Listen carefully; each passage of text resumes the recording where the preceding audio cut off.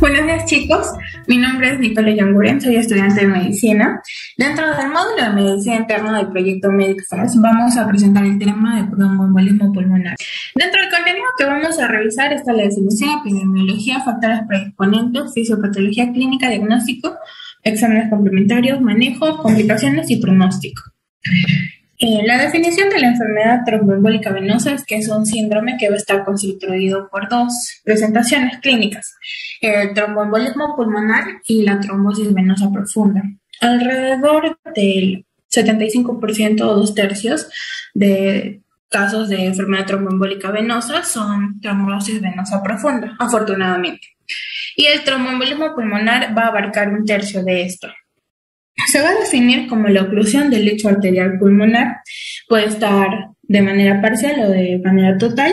Se produce por un trombo que va a formarse en la circulación venosa periférica, como en los miembros inferiores o en las cavidades derechas del corazón. En la epidemiología vamos a ver que el síndrome de la enfermedad tromboembólica venosa va a ser el tercer síndrome cardiovascular más frecuente. En primer puesto está el infarto agudo de miocardio y el ictus en segundo. La enfermedad tromboembólica venosa ha tenido un aumento de su incidencia a lo largo de los últimos años, pero una disminución de la mortalidad. ¿Y a qué se debe esto? A que se evalúa a un paciente con sospecha y se administra anticoagulantes de manera precoz. En la imagen que podemos ver en la pantalla, en la parte inferior izquierda, vamos a ver que hay un aumento en la incidencia, pero una disminución en la mortalidad. Esto es alrededor del mundo. Ya. Las tasas de incidencia anual de la tromboembolismo pulmonar va a ser que cada 100.000 habitantes, 39 a 115 han tenido un cuadro de TEP. En un estudio realizado en el 2004 en 6 países europeos, se determinó que 370.000 muertes estuvieron relacionadas a la enfermedad tromboembólica venosa. De estas, el 34% fue por muerte súbita, el 59% se diagnosticó post-mortem su enfermedad tromboembólica venosa y solo el 7% tuvo un diagnóstico correcto antes de morir, pero finalmente falleció. Los factores de riesgo asociados al tromboembolismo pulmonar se van a clasificar de acuerdo a su odds ratio 2. El odds ratio es la probabilidad de que ocurra. Cuando el OR es mayor a 10, hablamos de un factor de riesgo fuerte, como la fractura de extremidad inferior, hospitalización por insuficiencia cardíaca o fibrilación y aleteo auricular, reemplazo de cadera y rodilla, traumatismos importantes, infarto de miocardio y embolia venosa previa. Hablamos de un factor de riesgo moderado cuando el odds ratio es de 2 a 9. Esto puede ser entre los factores más importantes encontramos el cáncer, que vamos a mencionar posterior por qué se da, también la la trombosis venosa superficial, la trombofilia, la terapia de reemplazo hormonal en pacientes menopáusicas, el uso de anticonceptivos orales, el embarazo y la infección. Dentro de la infección o sepsis vamos a ver que constituye parte de la tríada de Virchow. Lo vamos a mencionar posterior a esta diapositiva. Ya. Y los factores de riesgo leve, que son un odds ratio menor a 2, como el factor que es la diabetes, la hipertensión arterial, obesidad, embarazo. En esta, el embarazo debe formar parte de un factor de riesgo leve, como un embarazo propiamente dicho, y el puerperio es un embarazo de riesgo moderado. La fisiopatología va a estar centrada en la tríada de Rudolph Virchow, que está alrededor de 3 ejes. Por eso es la tríada. Ya. La éstasis venosa, que va a ser la lentitud o estancamiento de la sangre venosa. Esta va a estar alterada por la fibrilación auricular, la disfunción ventricular izquierda, insuficiencia venosa o presencia de varices, la obstrucción venosa por embarazo o obesidad. Y esta va a producir trombos negros por aposición. En la lesión endotelial de la pared endotelial van a haber factores como el traumatismo, la punción venosa, la irritación química, la esclerosis, valvulopatía, que van a alterar el endotelio, van a exponer la membrana basal, produce una lesión plaquetaria y sustancias vasoactivas, lo que va a promover una formación de microtrombos. Y en el estado hipercoagulable, son trastornos de la coagulación que van a producir trombos rojos. Y dentro de estado hipercoagulable lo puede afectar las neoplasias malignas, los cáncer. ¿Y esto por qué será? En el cáncer hay una patología propia, ya que hay un aumento de la producción de factor tisular, factor de necrosis tisular alfa, un aumento de la producción de interleuquina 1, se inhibe la urinólisis, aumenta la producción de citoquinas y aumenta la expresión de módulos de adhesión. Entonces, en el cáncer hay un aumento de sustancias procoagulantes y una disminución de sustancias anticoagulantes. En el embarazo es propiamente un estado procoagulante para evitar la hemorragia tanto en el embarazo como en el puerperio. Y la septicemia, que tanto va a afectar con la coagulabilidad y va a afectar la pared muscular. Por lo tanto, la sepsis o la septicemia va a encontrarse en ambos ejes. Entonces, cuando se da la formación de nuestro coágulo a nivel de miembros inferiores, esta va a asciende por las venas femorales hacia la vena cava inferior, pasa a la aurícula derecha, que posteriormente pasa al ventrículo al ventrículo derecho, y asciende hacia la arteria pulmonar. Si nuestro trombo es grande, se va a quedar en la bifurcación de la arteria pulmonar. Y si es pequeño, se va a sentar en la rama venosa del pulmón, de los vasos más pequeños, más distales en el pulmón. Entonces, la fisiopatología de la embolia pulmonar va a estar constituida por el compromiso respiratorio y el compromiso hemodinámico. En el compromiso respiratorio vamos a ver que hay segmentos no perfundidos, pero sí ventilados, y en el compromiso hemodinámico va a haber un aumento de la resistencia del flujo. La embolia pulmonar va a producir una obstrucción anatómica y va a producir efectos neuromorales. Esto produce el aumento de la presión de la arteria pulmonar y un aumento de la poscarga del ventrículo derecho. Al existir esto, se va a dar una dilatación y disfunción del ventrículo derecho, lo cual disminuye el gasto, es decir, la sangre que inyecta el ventrículo derecho, y va a desplazar el tabique interventricular hacia el ventrículo izquierdo. Esto altera la cantidad de sangre que va a llenarse en el ventrículo izquierdo y por lo tanto va a alterar la cantidad de sangre que va a inyectarse por el ventrículo izquierdo, que finalmente produce una disminución de la perfusión sistémica. Es decir, el ventrículo derecho, se agranda, desplaza el tabique interventricular, el ventrículo izquierdo se va a ver afectado ya que va a tener menos campo para llenarse y consecuentemente va a tener menos sangre inyectada en el gasto. También va a haber un aumento de la presión, de la tensión de la pared del ventrículo derecho, por lo mismo que se dilata. Y esto aumenta la demanda de O2. Como el aporte disminuye ya que no es suficiente la compensación, va a producirse una perfusión coronaria disminuida. Consecuentemente, con el gasto del ventrículo izquierdo disminuido, producen hipotensión. En esta espiral de colapso hemodinámico vemos que inicia con la poscarga del ventrículo aumentado y finalmente va a disminuirse el suministro de O2 en el ventrículo derecho, lo que nos lleva al shock obstructivo y la muerte. Si pueden revisarlo, sería genial para que ahonden en este tema. La clínica va a tener varios puntos, dentro de ello es que es muy variable. Puede ir desde un shock o hipotensión sostenida a una disnea leve, puede ser asintomática y puede diagnosticarse mediante pruebas de imágenes realizadas para otros fines, y también va a depender de la magnitud del embolio y la condición cardiorrespiratoria para ver la gravedad de los síntomas. No es lo mismo que un paciente sano, joven, pueda sufrir de un episodio de un TED que un paciente anciano con enfermedad cardiovascular. Los síntomas más frecuentes son el dolor torácico, que puede también acompañarse con disnea, dolor pleurítico, y esto se da por la inflamación o el infarto que se produce en los pulmones o en la pleura. También puede presentarse hemoptisis, síncope, palpitaciones. Los signos más frecuentes son el aumento de la frecuencia respiratoria, de la frecuencia cardíaca, por lo mismo que se da también una hipotensión, los crépitos, fiebre, entre otros. El diagnóstico de TEP se realiza mediante los criterios de Wells. Los criterios de Wells no nos dicen que nuestro paciente tiene TEP, sino cuán probable es que nuestro paciente tiene un cuadro de TEP o está presentando un cuadro de TEP. Los criterios que se utilizan son la clínica de trombosis venosa profunda. En esta se encuentra el edema inferior y el dolor a la palpación en el miembro afectado, en el miembro inferior afectado, y el puntaje es 3.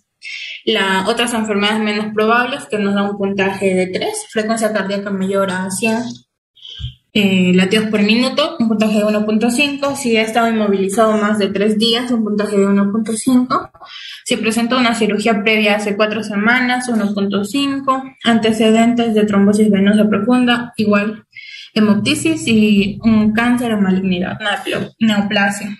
Ahora, de acuerdo a los criterios modificados, es probable que nuestro paciente tenga TEP cuando tiene una suma mayor a 4 y es improbable si tiene una suma menor o igual a 4. Esto tiene una sensibilidad del 72% y una especificidad del 62%. Primero, entonces, evaluamos si es probable que nuestro paciente tenga o no tenga TEP. Si tiene y es probable que tenga TEP, evaluamos la severidad, y esto se da con la escala de PESI, que es el índice de severidad del tromboembolismo pulmonar. Esto evalúa variables como la edad, sexo masculino, cáncer, insuficiencia cardíaca, frecuencia cardíaca, saturación de oxígeno bajo al 90%. Y esta escala nos va a clasificar el riesgo en 5 clases. Riesgo muy bajo, bajo, intermedio, alto y muy alto en la clase 5. El tercer paso sería definir si nuestro paciente tiene inestabilidad hemodinámica, y esta se define en 3 cuadros. La parada cardíaca, que va a requerir reanimación cardiopulmonar.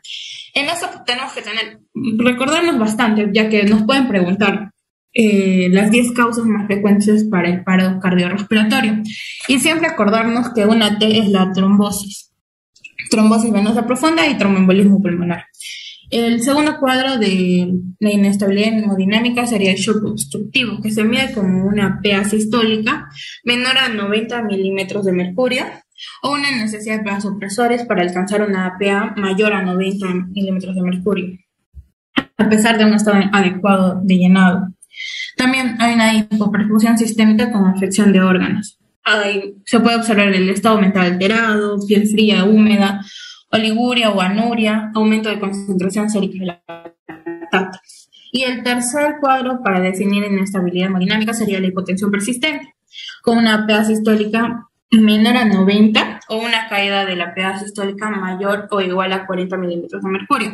¿Qué quiere decir esto? Por ejemplo, nuestro paciente previo al cuadro de TEP tuvo una PA sistólica de 140 y luego del cuadro tuvo una PA sistólica, por ejemplo, 90. Y ahí ya evaluamos el cuadro de hipotensión persistente. Entonces, si sospechamos que nuestro paciente tiene TEP y tiene inestabilidad hemodinámica, se realiza una ecocardiografía torácica a pie de cama.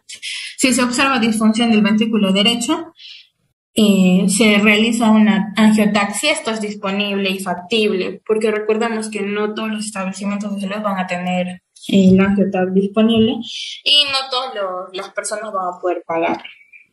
Entonces, si es factible hacerlo, se realiza, y si sale positivo o es compatible con TEP, se inicia un tratamiento de TEP de alto riesgo, que ya lo hemos clasificado. Y si no se puede realizar, pero si se sospecha altamente de que tenga TEP, entonces se realiza igual el tratamiento. Si en el angio-TEP no se evidencia imágenes compatibles con TEP, se busca otras causas de shock o inestabilidad. Y si en nuestro ecocardiografía transtorácica vemos que no hay difusión del ventrículo derecho, se busca otras causas. Si nuestra sospecha de TEP si sospechamos de un TEP en un paciente sin inestabilidad hemodinámica, debemos evaluar las probabilidades. Si nuestra probabilidad es alta o probable, se realiza el angio-TAC. Si se confirma mediante el angio-TAC, se da el tratamiento, y si no, se debe investigar causas adicionales. Ahora, si tenemos una probabilidad clínica baja o intermedia, un TET improbable, se realiza la prueba del dímero D. Si es menor a 500, se niega que nuestro paciente tenga TEP, pues es improbable, es muy improbable que nuestro paciente tenga TEP. ¿Y esto por qué? Porque la prueba de dímero D va a ser una prueba de predicción negativa. Esto se va a alterar. El dímero D se altera con muchas causas, pero si no está alterado, definitivamente nuestro paciente no tiene TEP.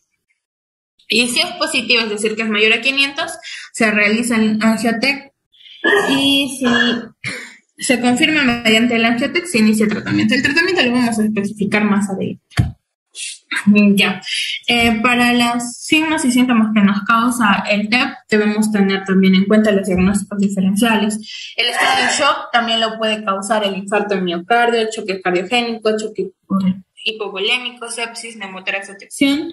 La disnea súbita lo puede causar el asma, síndrome de ventilación, infarto de miocardio, angina pulmonar, igual el dolor pleurítico y la hemoptisis. En los exámenes auxiliares para confirmar nuestro diagnóstico de TEP, tenemos en cuenta el EKG. En el EKG vamos a encontrar varios puntos. El primero es que hay una taquicardia sinusal que tiene una alta sensibilidad pero baja especificidad. También encontramos el típico S1Q3T3. ¿Qué significa? Encontramos una S profunda, una Q patológica y una T invertida, es decir, una T negativa. La S profunda la encontramos en la derivada 1, la Q3 patológica en la derivada 3 y la T invertida en la derivada 3. También hay una desviación del eje a la derecha, y esto se debe a que hay una dilatación del ventrículo izquierdo. También bloqueos de la rama derecha. Podemos encontrar ondas T invertidas anteroseptales. En la gasometría arterial, en el AGA, vamos a encontrar hipoxemia. También podemos encontrar alcalosis respiratoria inicial. La hipoxemia arterial vamos a encontrar una presión parcial de oxígeno disminuida, y también puede haber hipocapnia como una presión parcial de CO2 disminuida. Y el gradiente alveolo arterial va a estar elevado. En el laboratorio ya habíamos dicho que el dímero D va a estar aumentado y las troponinas también, y esto va a indicar un riesgo alto de mortalidad. También podemos realizar exámenes de imágenes que vamos a ver a continuación. En la radiografía de tórax, lo más común es que encontramos un derrame pleural, elevación del límite diafragma y atelectasias subsegmentarias, como podemos ver aquí en la imagen. Elevación del límite diafragma y atelectasias. Debido a que hay una sobrecarga en la cámara derecha del corazón, va a haber un aumento de va a haber una sobrecarga en las arterias pulmonares, y también en las arterias que van a dividirse de esto, ¿no? Entonces lo que encontramos es otro signo, es el signo de Fleischner, que va a verse como el crecimiento de la arteria pulmonar, y también el signo de que va a haber un ensanchamiento en la arteria interlobar descendente derecha. Va a ser como una salchicha. Debido a que pueden formarse microtrombos y estos viajan hacia las partes más de los pulmones, puede darse un infarto. Y esto se va a observar como en la imagen, como la joroba de Hampton, un infarto pulmonar en cuña, que se puede observar ahí. También puede haber el signo de Westermarck, que va a haber una disminución, es decir, una oligoemia regional, y esto aumenta la radiolucidez. Y esto lo podemos observar aquí y aquí. En la cardiografía transtorácica vamos a encontrar múltiples imágenes que van a ser compatibles con el TEP. Sin embargo, vamos a tener en cuenta tres principales. La primera es que hay una dilatación del ventrículo derecho. El segundo sería de que hay un un desplazamiento del septo interventricular y también, consecuentemente, esto puede disminuir de grosor.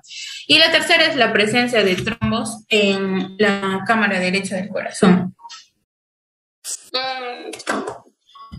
En el angioTAC va a ser considerado el gol estándar radiológico, sin embargo, ya debemos tener en cuenta que es un poco costoso y si es disponible. El angioTAC se va a dar con contraste y tiene la sensibilidad del 95% y especificidad del 95 al 98%. Esto se va a evidenciar como un defecto al llenado intravascular. Acuérdense, el contraste viaja en los vasos y se ve como una hiperdensidad, es decir, blanquito. Pero aquí vemos que este blanquito se ve interrumpido por una hipodensidad y esto sería el trombo. Aquí lo vemos en la ramificación de la arteria pulmonar y aquí dentro del árbol pulmonar. Y aquí múltiples trombos. Y aquí también.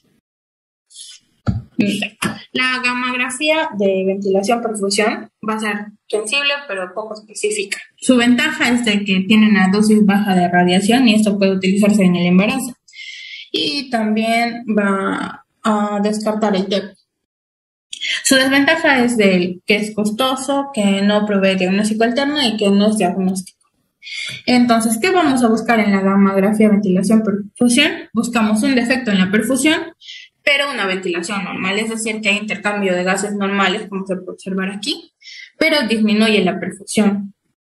Y esto lo podemos ver aquí, hay segmentos donde no hay una perfusión adecuada, es decir, que no llega la sangre adecuadamente en los pulmones. Entonces, defecto en perfusión y ventilación normal nos da un diagnóstico, una probabilidad diagnóstica de TEP, pero si hay defecto en la perfusión y defecto en la ventilación, hablamos de una consolidación y esto sería el match y el mismatch es en el TEP. El manejo va a ser si vemos a un paciente con inestabilidad hemodinámica o si vemos que nuestro paciente está estable hemodinámicamente. En la inestabilidad buscamos la fibrinólisis, pero si está contraindicado o hay fracaso, se realiza una trombectomía o una fragmentación mecánica del trombo. Y si nuestro paciente está estable, iniciamos la coagulación. La coagulación la podemos realizar con antagonistas de la vitamina K y también con los nuevos anticoagulantes orales. Y eso depende de la disponibilidad. Si hay una contraindicación a la coagulación, es decir, que nuestro paciente tenga tendencias a hemorragias, tenga anemia severa, tenga una hipertensión no controlada, se realiza la colocación del fibro en la vena cava inferior y esto es como poner un centro mecánico para evitar que los trombos en los miembros inferiores asciendan hacia la cavidad derecha del corazón y posteriormente a la arteria pulmonar. Las complicaciones van a estar asociadas al tratamiento como trombocitopenia inducida por heparina, ya que la heparina también se utiliza. La heparina de bajo peso molecular. Se va a indicar si no hay contraindicaciones a la anticoagulación y el sangrado mayor por la misma anticoagulación. También hay complicaciones derivadas de estancias de UCI, cuidados prolongados como las infecciones intrahospitalarias severas y complicaciones derivadas del soporte ventilatorio invasivo, ya que si colocamos un número inadecuado del tubo, o si nuestro paciente está mucho tiempo intubado, va a hacer que tenga un riesgo de padecer de estenosis traqueal post-ventilación. El pronóstico se va a dar de acuerdo a la escala de PESI y también a algunos indicadores. Por ejemplo, hay un alto riesgo de muerte si hay inestabilidad hemodinámica, parámetros de PESI y disfunción del ventrículo derecho que se ve con la ecocardiografía transtorácica y también alta concentración de troponinas cardíacas. Si no presenta inestabilidad hemodinámica y los demás sí, es un riesgo intermedio alto y un intermedio bajo es cuando solo presenta parámetros positivos de PESI y también con disfunción del ventrículo derecho o alteración en la concentración de las troponinas, es decir, un aumento. Y es muy bajo cuando solo hay una alteración en las troponinas cardíacas. También lo podemos ver aquí. El riesgo bajo solo cuando hay disfunción, si no hay disfunción ventricular. El riesgo intermedio son cuando la PA está conservada, pero hay disfunción ventricular y aumento de biomarcadores.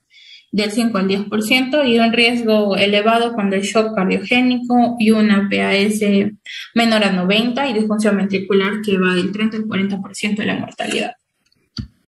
La bibliografía utilizada es la Guía Española para el Diagnóstico y Tratamiento de Embolia Pulmonar Aguda y la Guía de Práctica Clínica, Cuidados Intensivos del Diagnóstico y Manejo de Tromboembolismo Pulmonar Aguda y Trombosis Venosa Profunda del Hospital de Cayetano Heredia, de la Unidad de Cuidados Intensivos. Eso sería todo, chicos. Espero que les sirva este pequeño repaso. No olviden suscribirse al canal de Sociamo para poder estar al pendiente de las charlas, de las ponencias realizadas por CPA. Gracias.